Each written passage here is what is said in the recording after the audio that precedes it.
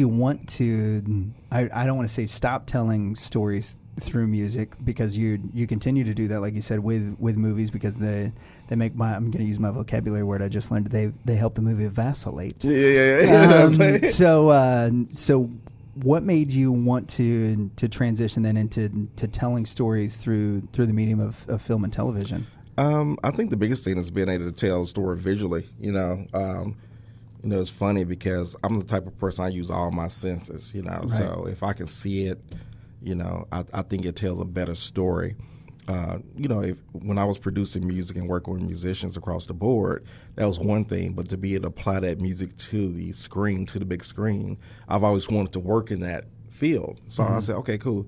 Let me see if I can do it the right way. And when I got in there, that's one of my biggest things. I laugh about it because a lot of people that I work with, or filmmakers that I work with, they're wondering why I'm so big on sound. They didn't understand that I had a music background. So when they make a beautiful movie and the sound is crappy, I'm mad. I'm that's like the biggest thing to me. Is like, okay, first I'm asking, who's your sound guy? And the truth to be told, I've worked on some projects and the sound came out terrible. Because I didn't work on sound. Yeah. I actually was going to ask you that. Do you still work on, like, have you produced something that you also handle the sound for, or you just go, that's too much? Just too much. There's too much to do. And, you just have to trust the people that's working on sound that they're going to do the right thing. I would rather work with an engineer, somebody that's certified engineer, to where I know that their ears are going to pick up everything. And movie sound is totally different than music studio sound. That's going to be a totally different ball game.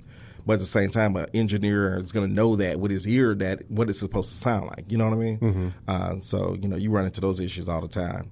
Yep. Yeah, we've noticed that with some of the engineers that we've worked with when we were recording music, is that the ear of an engineer is not exactly tuned the way that the ear of even a musician is. Because like when we're looking for the proper guitar tone or bass tone or whatever, and then they get it into the recording software, and they're like, no, this has too many hertz and this range or whatever. And you're like, no, what are you talking? Don't mess with my tone. It took me years to do this. Don't touch it. Yeah, they're like, no, it sounds great where it is, but it's not going to sound great over speakers. Well, it always sounds good over those speakers. I don't know what you're talking about. Because our egos, our feelings, and things get involved, but. There's a specific type of training for each one of those. What would you call it? Each one of those disciplines. Yes. I'm trying to say a whole bunch of good words. We're at a table with a doctor. No. It's not that. Official. Hey, I'm still learning words daily. When I first started studying, I was going to dictionary.com, and I got a word a day. Oh, yeah. You can actually request a word a day to be sent to you. Really? On dictionary.com. So that's how you get your vocabulary. Yeah, that's how you learn vacillate. Yeah. I just like the way it sounds. Yeah, I know, it sounds kind of great. It sounds... Yeah. It sounds like something like Vaseline. Say. Yeah, that's it. It sounds very Vaseline. Excuse me while I just vacillate through this crowd. Right. Like, I feel like that's the proper usage, but also where my wife would be like, hey, can we just stop using the word vacillate in public? There you go. Did you just say vacillate Let's in front add of it my to parents? the list of words that we don't say. Okay, so you started, you went to film school. Yes.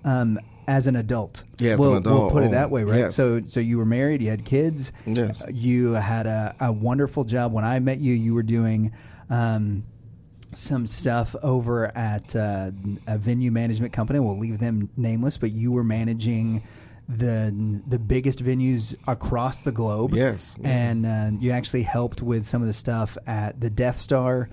So we'll just allow all of that to work in illusion, which, when I first met you, I was like, that's incredible. And you're like, yeah, this is not really what I want to do. Like, you had a great car. You had like all of the things that young Lucas was looking at. And I was like, no, this dude is super successful. And you're like, I'm not really interested in all this right now, man. I ain't trying to do any of this. I really want to do something that I'm passionate about. And I was like, well, I am passionate about driving your BMW. So how can we make that happen? Yeah. So you've always been somebody that's been very inspired and very driven by their passions. And so what was going to film school in New York, leaving the family in Dallas, for how long was film school? How long were you there? I was there about a year and a half. A year and a half. Yeah. But I actually I was there about 2 years, but the program I was in was about 1.5 years. Yeah. So how does that conversation go with Mrs. Yeah, Dr. how Williams? did that go?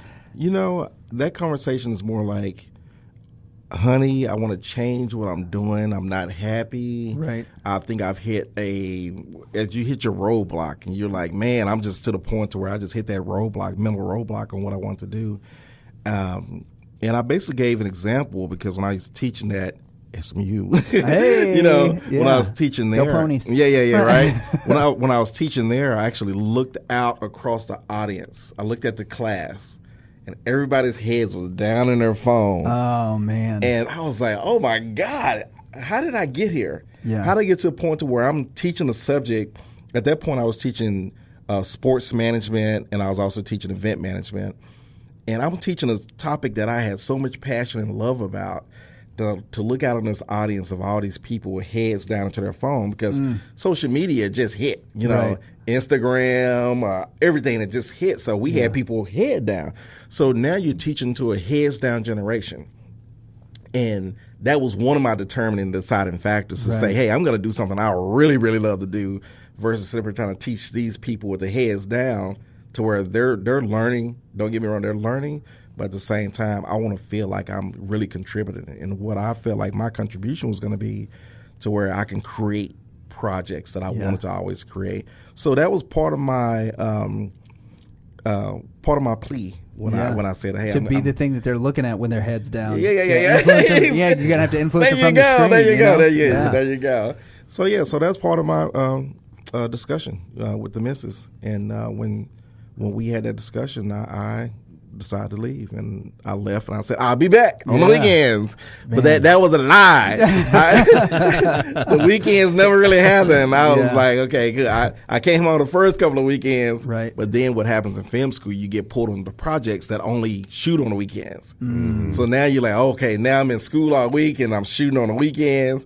So then you start looking at the missus like, man, I'm sorry I can't come home this weekend, but I'll see you next weekend. Ooh. Next weekend turned into like, I'll see you another weekend. But it was always those type of things to where you're coming home like 2 months later, Yeah. Did she ever come visit you and get to experience New York? No, she never wanted to come up there. She's not a New York person. She's not a New York person. See, that's my wife too. I've only been once. I was there for like a night, basically. Yes. But I spent the whole night exploring New York. My wife would have hated it. Yeah.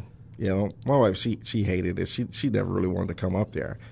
Because they heard all the bad things about New York. New York is a very cultural city, but it was a poet. I can't remember his name right now. He always said, "Go to New York, but don't stay too long; it'll make you hard." Yeah, So I learned that from that poet. Just don't stay too long because as you go to different places, you realize that the places that you're at, people don't have the same values that you have, and you literally learn what it feels like to get stabbed in the front versus stabbed in the back. There was a whole saying about LA people stab you in the back, New York people stab you in the front. And you learn that real quick just by looking at somebody and you're doing a deal with them, and all of a sudden they change their mind in the middle of the deal, and you're like, you just lied. They don't know what a lie is.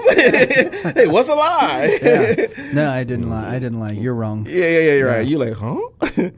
That's wild. Yeah. Okay, so that's a huge transition for a family. Oh, yeah. And the good news is that it's worked out. Yeah.